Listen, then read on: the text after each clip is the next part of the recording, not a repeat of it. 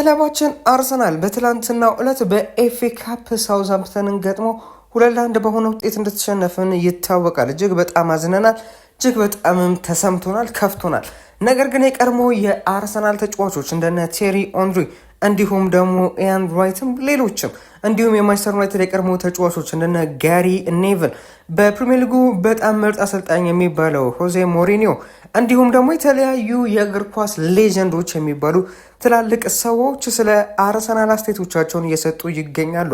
በተለይም ስለ ሚኬል አርቴታና ስለ ተጫዋቾቹ የተለያዩ ነገሮችን እየተናገሩ ይገኛሉ፣ አስተያየቶችን እየሰጡ ይገኛሉ። ምን አሉ የሚለውን ጉዳይ በዚህ ፕሮግራም ይዤላችሁ መጥቻለሁ። እስከ መጨረሻው ድረስ እንድትከታተሉን ላይክ እና ሰብስክራይብ እንድታደርጉን ስንል በትህትና እንጠይቃችኋለን። እንደማትሳፍሩ እናምናለን። በመጀመሪያ ደረጃ የምናገኘው እንግዲህ የአለን ሺረርን አስተያየት ነው። የቀድሞ የኒውካስትል ዩናይትድ ሌጀንድ የፕሪሚየር ሊጉ ከፍተኛ ግቦች ካስቆጠሩ ተጫዋቾች መካከል አንዱ የሆነው አለን ሺረር ስለ አርሰናል አስተያየቱን ሰጥቷል። አርቴታ በዚህ ዓመት የፕሪሚየር ሊግ ወይም የሻምፒዮንስ ሊግን ዋንጫ ካላነሳ በክለቡ መቀጠል የለበትም። አርሰናል ኤቭራ እንዳለው ልክ እንደ ኔትፍሊክስ ፊልም ነው፣ እያየኸው ትደሰታለህ፣ ግን መጨረሻው ሁል ጊዜ ለሚቀጥለው ዓመት ይቀጥላል የሚል ነው። እውነተኛ እግር ኳስ ከመጫወት ይልቅ በቅጣት ምቶችና በውርወራዎች ላይ ብቻ ተስፋ ያደርጋሉ። እንዲህ ከሆነ እንደገና ዋንጫውን ሊያጡት ይችላሉ። አርቴታ እየጣረ ነው፣ ግን ቡድኑን ሁል ጊዜ እንዲያዝን ያደርገዋል፣ ደጋፊዎቹን ሁል ጊዜ እንዲያዝኑ ያደርጋል የሚልን አስተያየት መስጠት ችሏል። እኔ በግሌ ይህንን አስተያየት በክረምት ላይ ነው አይ ቲንክ ኤቭራ የሰጠው የውድድር ዘመን ሊጀምር አካባቢ ኔትፍሊክስ ነው አርሰናል በጣም ተናድጄ ነበር፣ ለመበቀል በጣም ወስኜ ነበር። እንዴት እንደዚህ ይላል ልክ አይደለም ብዬ ነበር። ነገር ግን በአሁኑ ዓመትም ኔትፍሊክስ በቃ ተከታታይ ፊልም ነው የምንመስለው። በቃ መጨረሻ ላይ ብቻ አጓጉቶ መጨረሻ ላይ አሁንም ኔክስት ሲዝን እዩ ቀጣይ ክፍል አለው እያለን ይመስለኛል። እኔ የሚቀበለው አስተያየቱ ላይ እየሆነ ነው። እንግዲህ የፕሪሚየር ሊጉን ዋንጫ ካላነሳን ወይ ቻምፒየንስ ሊጉን ዋንጫ እጅግ በጣም ለሚኬል አርቴታ ከባድ ይሆናል ብዬ አስባለሁ። የሚሰናበትበት እድልም እጅግ በጣም ሰፊ እንደሆነ መረጃዎችም እየጠቆሙ ይገኛሉ። ሌላኛው አስተያየቱን መስጠት የቻለው ደግሞ የቀድሞ የማንቸስተር ሲቲ ተጫዋች የሆነው ሚካ ሪቻርድስ ነው። ይህ የቀድሞ የማንቸስተር ሲቲ ተጫዋች በአሁኑ ሰዓት ላይ እንግዲህ ከቲየሪ ሄንሪ እንዲሁም ደግሞ ከጄሚ ካራገር ጋር በመሆን ትንተናዎችን የሚሰጥ እንደሆነ ይታወቃል። ከሽንፈቱ በኋላ ደግሞ ይህን አስተያየት መስጠት ችሏል። ለሽንፈቱ ጥፋተኛ በትክክል አርቴታ ነው። ሁል ጊዜ ምርጥ ተጫዋቾችን ማሰለፍ አለብህ። ከጥቂት ሳምንታት በፊት ሰዎች አርሰናል 4 ዋንጫዎችን በአንድ ላይ ይበላል ይሉ ነበር። አሁን ግን የቀራቸው 2 ብቻ ነው። ማንቸስተር ሲቲ ሊቨርፑልን 4-0 ካሸነፉ በኋላ አርሰናልን ተከትለው ዋንጫውን ለመውሰድ ዝግጁ ይመስላሉ።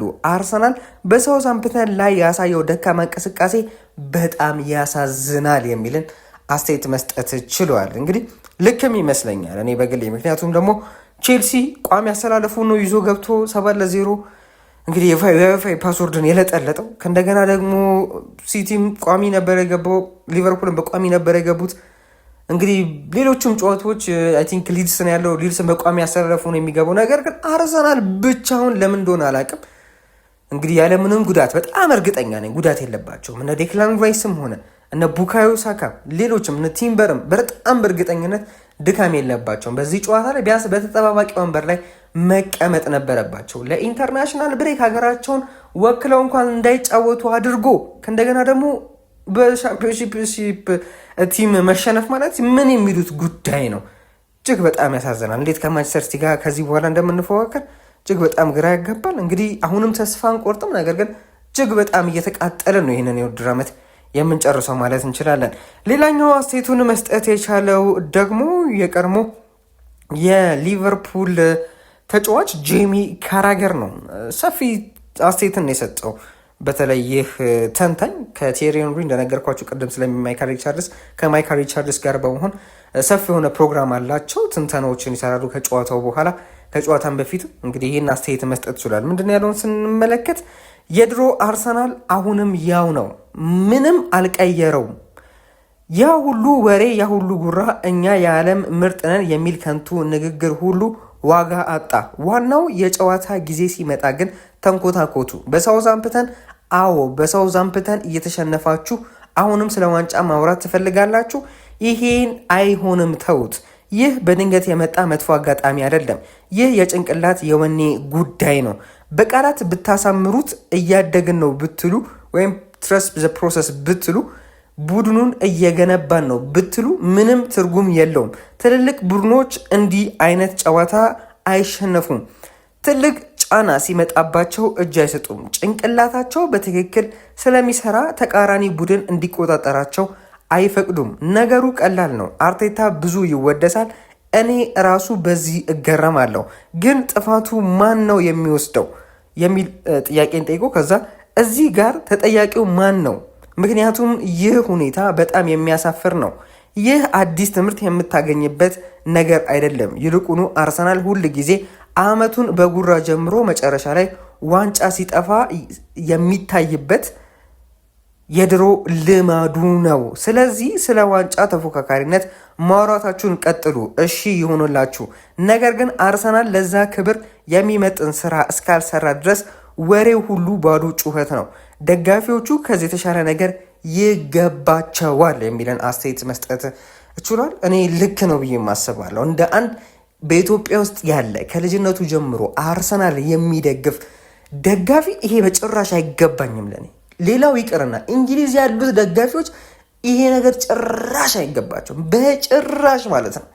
ስንት ነገር የሆንለት ቲም፣ ስንት ዋጋ የከፈልንለት ቲም፣ በፍቅር የምናየውን ቲም እንግዲህ ወደ 6-7 ዓመት ተቆጥሮ አሁንም ሁለተኛ ለማስወጣትና ለፍጻሜ ለካራባኦ ካፕ ማድረስ በሻምፒዮንስ ሊጉ አሪፍ እንቅስቃሴን ብቻ ማሳየት ጨዋታን ሳይሸነፉ ከዛም በኋላ የሆነ ሰዓት ላይ ተሸነፈው የደጋፊዎችን ልብ መስበር ይሄንንም ኡናይ ኤምሬ ያደርገው ነበር ብዬ አስባለሁ። እኔ በግሌ ይሄ በቃ ለኔ ትክክለኛ የሆነ ውሳኔ ነው። በቃ እኔ በግሌ የምወስነው ነገር በቃ ኡናይ ኤምሬም 6 ዓመት ቢቆይ 7 ዓመት ቢቆይ በአርሰናል ቤት የሚፈልገውን አይነት ተጫዋች መጥቶለት ደጋፊው ከሱ ጋር ሆኖ የክለቡ ባለቤቶች ከሱ ጋር ሆኖ እነ ዲክላን ራይስ እነ ዊሊያም ሳሊባ ሪያል ማድሪድ የሚያህል ቲም እናስፈረማችሁ እያለ እምቢ እያሉ በአርሰናል ቤት እዛው ቆይታን ዋንጫ አንስተን ነው እንጂ መቼም አንወጣም እያሉ ባለ አሰልጣኝ ላይ እንግዲህ አሁንም ሁለተኛ መውጣት በተከታታይ 4 ዓመት እጅግ በጣም አይጠበቅ ነው። ኡናይ ኤምሬ ያደርገዋል። ለሁለተኛነትማ ኡናይ ኤምሬ ጥሩ ተጫውቶ የደጋፊዎችን ጨዋታ እጅግ በጣም እንዲያምር አድርጎ አይደለም ደጋፊዎችን ተቃራኒ ደጋፊዎችን በአርሰናል የጨዋታ ውበት እንዲማረኩ አድርጎ ሁለተኛ ማስወጣት የሚያቅተው አይመስለኝም። አያቅተውም በእርግጠኝነቱ ኡናይ ኤምሬ ማለት ነው። ነገር ግን ሚካኤል አርቴታ ፍጹም በተቃራኒነት አሁን ሊጉ ገና ነው፣ 7 ጨዋታዎች ይቀራሉ። ነገር ግን አሁንም እንድንጠራጠር እያደረገን ይገኛል። በእርግጠኝነት እኔ በጣም እርግጠኛ ሆኜ የምናገረው ኡናይ ኤምሬ በሚካኤል አርቴታ ቦታ ቢሆን ኖሮ ይህንን ዋንጫ የካራባኦ ካፕንም ዋንጫ የኤፍኤ ካፕንም ዋንጫ በእርግጠኝነት እናነሳ ነበር። ይሄ ቲም ኢንቪዚብል ራሱ ኢንቪሲብል የሚሆንበት እጅግ በጣም ሰፊ ነበር አጋጣሚ። ነገር ግን የተሸነፍንባቸውን ጨዋታዎች ስትመለከቱ በሚካኤል አርቴታ ያጮት ስታይል ነው። በቃ ከአስቶን ቪላ ጋር በሉ፣ ከሊቨርፑል ጋር በሉ፣ አቻ ወጣ ነው ከሊቨርፑል ጋር በሉ፣ ከኖቲንጋም ጋር በሉ፣ ከብሬንትፎርድ ጋር በሉ፣ ከውልቭስ ጋር በሉ፣ ከማንቸስተር ዩናይትድ ጋር በሉ። እነዚህ ጨዋታዎች በጠቅላላ ማንሸነፋቸውና አቻ ማንወጣቸው ጨዋታዎች ነበሩ። ነገር ግን አፈግፍገን በመጫወታችን በፈሪነታችን 2-0 እየመራን ኦልሞስት መውረዱ የተረጋገጠው ውልቭስ ጋር እንግዲህ እየተጫወተን 2 ጎል አግብተንበት ተጨማሪ ጎል ለማስገባት እንደመሞከር እነሱ ሳይፈልጉ እንዲያገቡብን 2 አደረግን። የባለፈው የሲቲ ጨዋታ በኬፓ ላይ ጭራሽ ነው የማልፈርደው። መቼ አርሰናል አገባ? ከዛ በፊት አግብቶ ነበር፣ ከዛም በኋላ ሲያገባ ነበር። ተመልክተዋል እኮ አርሰናል አይደል? ስለዚህም እንግዲህ ሚካኤል አርቴታ ራሱን ሊያሻሽል ይገባል ባይኔን። ከፊት ለፊታችን ያሉት እኔ ኤፍ ኤ ካፕ በመሸነፋችን በቃ በሻምፒዮንሺፕ ክለብ መሸነፋችን ምናምን አይደለም የሚቆጨኝ በሚቀጥሉት ጨዋታዎች ሜንታሊቲያቸው ተጫዋቾቹ ይጎዳሉ። እነ ዴክላን ራይስ በጣም ያሳዝኑኛል ከሚካኤል አርቴታ ይልቅ። እነ ጋብሪኤል ማጋሌሽ በጣም ያሳዝኑኛል። ህይወታቸውን እየሰጡ እንዴት ሲከላከል እንደነበረ ጋብሪኤል ማጋሌሽ ህይወቱን ሰጥቶ እንደዚህ ፊቱን እየሰጠ እኮ የትም ተጫዋች የማያደርገው ሲከላከል የነበረው። እነሱ አያሳዝኑም ወይ? እነ ዊሊያም ሳሊባ አያሳዝኑም ወይ? ማድሪድ ሄደው ቻምፒዮንስ ሊግን እንደፈለጉ እየሆኑ በደሞዝ እጥፍ ተከፍሏቸው በሪያል ማድሪድ የልጅነት ህልማቸው በሆነ ክለብ እየተጫወቱ እንደፈለጉ መሆን ይችሉ ነበር። ነገር ግን በአርሰናል ልባችን በቃ የአርሰናል ቡድን በቃ ከሁሉም እንደሚለይ እኔ እንደምወደው ሁሉ ዊሊያም ሳሊባ ስለሚወደው በዛ ቆየ። በቃ ደሞዝም አልፈለገም፣ ዋንጫም አልፈለግም። በቃ አርሰናልን ማስደሰት ነው ፈልገዋል። ነገር ግን ሚኬል አርቴታ እያደረገ የሚገኘው እጅግ በጣም ፍጹም ተቃራኒ ነው። የደጋፊዎችን ልብ በአመት ዓመት መስበሩ እየቀጠለ ነው። እንግዲህ አሁን ላይ ብቸኛ ያለን ተስፋ ፕሪሚየር ሊጉ ነው። ሻምፒዮንስ ሊጉ እኔ እንጃ። ብቻ ያላችሁን ሀሳብ አስተያየት በኮሜንት ላይ ብታሳውቁኝ ደስ ይለኛል። በተለይም ደግሞ ኡናይ ኤምሬ ይሄ ሁሉ ዓመት ቢሰጠውና ይሄ ሁሉ ሚሊዮን ፓውንዶች ፈሰስ ቢደረግለትና 100 ምናምን ሚሊዮን ፓውንዶች ገባቸው እና ደግሞ እንደፈለገ በደጋፊዎች እምነት ቢኖረው ደጋፊዎች ከሱ ጋር ቢሆኑ ባለቤቶቹ ከሱ ጋር ቢሆኑ ተጫዋቾቹ እንደነ ዊሊያም ሳሊባ እንደነ ጋብሪኤል ማጋሌሽ ዴክላን ራይስ የመሳሰሉ ትላልቅ ተጫዋቾች በቡድን ውስጥ ቢኖሩ ዴቪድ ራያን ማረሰውም ማይ ጋድ ይህ ሁሉ ተጫዋች ኖሮት አንድ ቡድን ለዋንጫ እንግዲህ ይህን ራሱ ማለቅ ነበረበት። እኔ በሲቲ ምክንያት ነው እንጂ በእኛ ምክንያት ነው ፕሪሚየር ሊጉን ራሱ እንደዚህ ገፍተን ሄድ ነው ብዬ አላስብም። ብዙም ተፎካካሪ ስላልሆኑ ነው። ያው አርሰናል ትንሽ ጠነከረ በዚህ የውድድር ዘመን ተጫዋቾቹ አሰልጣኙ ማጫወቱ ኮልቭስ ጋር አይተነዋል። ብቻ ኡናይ ኤምሬ ቢሰጠው ይሄን ያህል ዓመት እንደዚህ እንደ ሚኬል አርቴታ ቢሆን እስካሁን ድረስ ዋንጫ ይበላም ነበር ወይ ብላችሁ ታስባላችሁ? በኮሜንት ላይ ብታሳውቁን እጅግ ደስ ይለኛል። ቀጣዩ መረጃችን ወይም ደግሞ አስተያየት የሚሆነው ደግሞ የቴዎ ዋልኮት ይህ የቀድሞ የአርሰናል ተጫዋች ቴዎ ዋልኮት ስለ አርሰናል ተጠይቆ የሰጠው አስተያየት አለ። ወቅቱ እንዳያመልጣቸው መጠንቀቅ አለባቸው። አርቴታ በሜዳ ዳር ሆኖ ሲያዝ በጣም ተንጨንቆ ነበር። ያ ደግሞ ወደ ተጫዋቾቹ ተላልፏል። በሜዳው ዳር በጣም ብዙ ሰዎች መመሪያ ለመስጠት ይሞክሩ ነበር። ይህ ደግሞ ተጫዋቾቹን ግራ ያጋባል። ምርጥ ተጫዋቾችን ማሰለፍ ነበረባቸው። ካለፈው ሽንፈት በኋላ ጠንክረው ይመጣሉ ብለን ስንጠብቅ ይባስ ብለው ተዳክመው መጡ። እጅግ በጣም ያሳዝናል የሚልን አስተያየት መስጠት ይችላል። እውነት ነው፣ እጅግ በጣም ያሳዝናል። ቴዎ ዋልኮት የሰጠው አስተያየት ትክክል ነው። ሚኬል አርቴታ በጣም ጭንቀት ውስጥ እንዳለ ያስታውቃል። ይህን ጭንቀት ደግሞ ወደ ተጫዋቾቹ አስተላለፈው። እነ ሪልስ ስኬሊ መስጠት እኮ አቃታቸው። በቃ በጭንቀት ውስጥ ሆኑ። እነ ቤን ዋይት በቃ አንዴ ሲሳሳት ደነገጠ። በቃ በመልበሻ ቤት ምን እንደሚባል አይታወቅም፣ እንዴት እንደሚጫወበት በቃ በጣም ፈራ። ምክንያቱም ደግሞ አርሰናል የሚጠነቀቅ ቡድን ነው እንጂ ዶሚኔት ጨዋታም ኮንትሮል ያደርጋል እንጂ በቃ በቁጥጥር ውስጥ ያደርጋል እንጂ ዶሚኔት አያደርግም። በቃ አይበላህም። በቃ ሙሉ ለሙሉ ችሎ በቃ እንደዚህ በጫንተ ላይ ጫና ፈጥሮ ምናምን አያሸንፍም። የሚያሸንፈው ኮንትሮል አድርጎ ባገኘው አጋጣሚ 1-2 ጎል ያስቆጥራል። ከዛ በኋላ ጨዋታውን ወደ መከላከል ምናምን ነው የሚገባው እንጂ ዶሚኔት አያደርግም። ስለዚህ ኮንትሮል የሚያደርግ ቡድን ደግሞ ወይም ኮንትሮል አድርጎ ጨዋታውን ተብሎ የተደነገገው ወይም ደግሞ ትእዛዝ የተሰጠ ተጫዋች ደግሞ ሲሳሳት ምን ያህል እንደሚደነግጥ ታውቃላችሁ። ያው የሚኬል አርቴታ ድንጋጤም ወደ ሌሎቹ ቲሞች ወደ ሌሎቹ ተጫዋቾች ተዛብቷል። ያን ነበር በትናንትናው ላይ የተመለከትነው። ያ ነገር መቅረት አለበት እያለ ይገኛል ቴዎ ዋልኮት። ሌላኛው ሴቱን መስጠት የቻለው የቀድሞ የማንቸስተር ዩናይትድ ተጫዋች ጋሪ ኔቪል ነው። አርሰናል በዚህ አጫወቱ ከቀጠለ በዚህ ዓመት ምንም ዋንጫ አያገኘም። ማንቸስተር ሲቲ ደግሞ ይደርስባቸዋል። ሲቲ ሲጫወት የሻምፒዮንነት ወኔ ይታይባቸዋል። አርሰናል ግን ለምን እንደሚጫወቱ እንኳን የሚያውቁ አይመስሉም። የዓለም ምርጥ ተብለህ እንዲህ መጫወት አትችልም የሚልና ሴት መስጠት ችሏል። እንግዲህ ሚኬል አርቴታ እባክህ ተማር። እውነቱን ነው። በተለይ ጋሪ ኔቪል የሰጠው አስተያየት እውነቱን ነው። እንደ ማንቸስተር ሲቲ ለመጫወት ሞክር። ምን ያህል ወኔያቸው ምን ያህል ደግሞ ለማሸነፍ ጨዋታን አቻ ለመውጣት ሲሆን ለማሸነፍ እንደሚጫወቱ እባክህ ተማርልን ሚኬል አርቴታ ማለት እፈልጋለሁ። ያን ራይት የሰጠውን አስተያየት ደግሞ እንመልከት። የቀድሞ የአርሰናል ሌጀንድ ያን ራይት ምንድን ነው ያለው? ሳውዛምፕተን ሜዳ ላይ ከበለጠህና ተጫዋቾች የደከሙ ካልመሰሉ ትልቅ ችግር አለ። አሁን እኮ ሚያዝያ ወር ላይ ነን። ሊጉ ሊያልቅ 7 ጨዋታ ብቻ ነው የቀረው። በዚህ ሰዓት ለዋንጫ ዝግጁ መሆንህን ማሳየት ነበረብህ። እኔ በጣም አዘኛለሁ የሚል አስተያየት መስጠት ችሏል። እኛም እጅግ በጣም አዝነናል። እኔ አዝኛለሁ አይገልጽልኝም፣ ተቃጥያለሁ በጣም። እንግዲህ በቀጣይ ምን ነገር ያሳየናል ሚኬል አርቴታ አብረን የምንመለከት ይሆናል። ሌላኛው አስተያየቱን መስጠት የቻለው ደግሞ የቀድሞ የቼልሲ እንዲሁም ደግሞ የተለያዩ ቡድኖች አሰልጣኝ የሪያል ማድሪድም የኢንተር ሚላንም እንዲሁም ደግሞ የቤኔፊካ በአሁኑ ሰዓት ላይ የነበረ አሰልጣኝ ከእንደገና ደግሞ ከወደ ፖርቱጋል በዛው በፖርቶ የነበረ አሰልጣኝ ጆዜ ሞሪኒዮ የሰጠውን አስተያየት እንመልከት።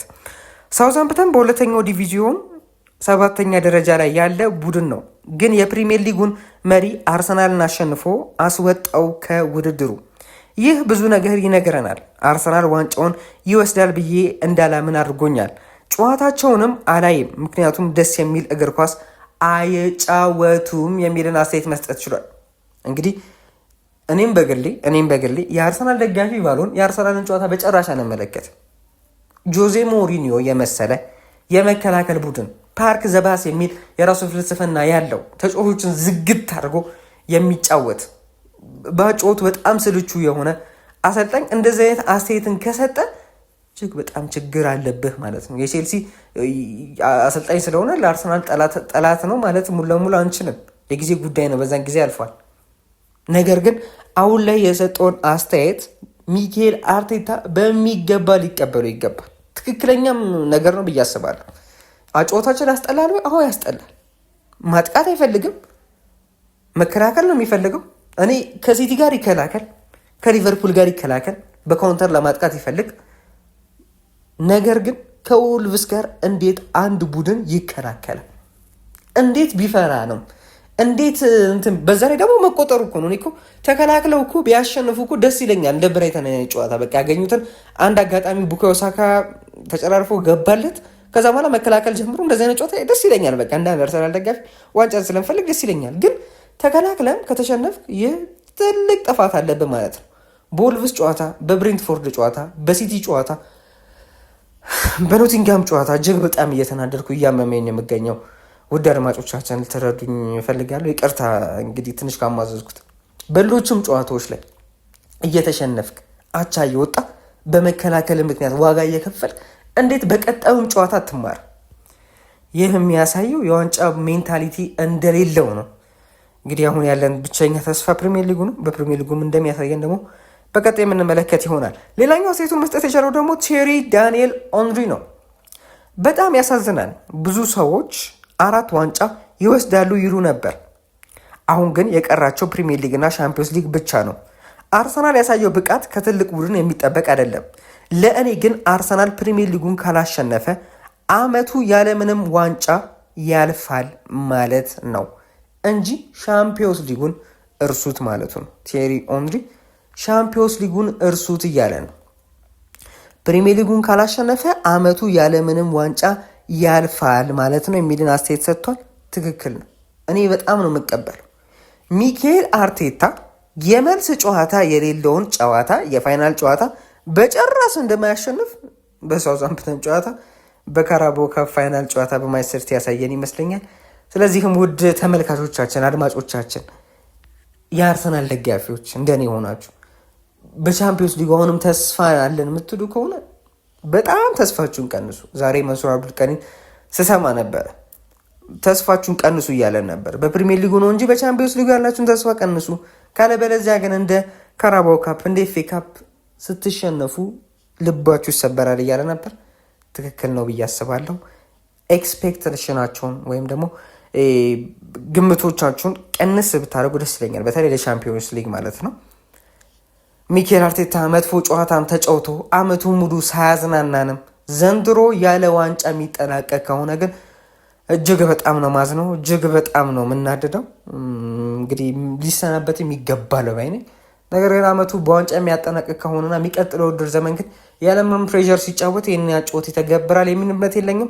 አሪፍ ጨዋታ ይጫወታል ብዬ አስባለሁ። ነገር ግን ይሄን የውድድር ዘመን ፕሪሚየር ሊጉን ዋንጫ ግዴታ ማምጣት አለበት ብዬ አስባለሁ።